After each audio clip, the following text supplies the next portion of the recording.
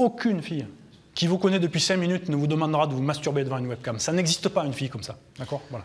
Donc, ne le faites pas. C'est une arnaque, un des nombreux pièges du net qui consiste à faire chanter celui qui se fait avoir.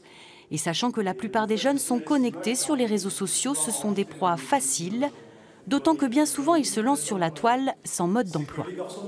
Oui, il faudrait quand même, peut-être en classe, mettre des cours particuliers pour prévenir à ces risques.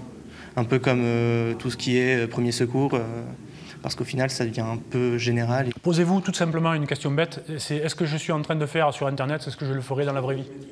Le bon usage du net, c'est ce que Gilles Porte, investigateur en cybercriminalité, est venu partager avec ces lycéens de Riom.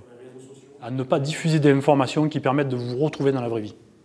Parce que ça va arriver une fois sur 1 million, mais quand ça vous tombe dessus, c'est assez désagréable. En fait, c'est une formation qui se fait sans assez d'adultes qui les entourent.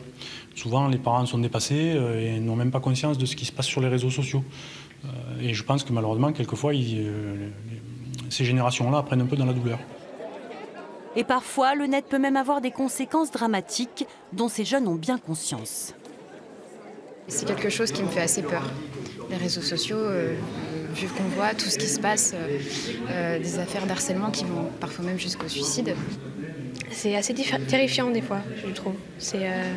Les gens sont plus les mêmes devant un ordinateur ou devant leur portable, il n'y a plus la personne en face, donc du coup, ils sont plus prompts à dire des choses qu'ils ne diraient pas dans la vraie vie.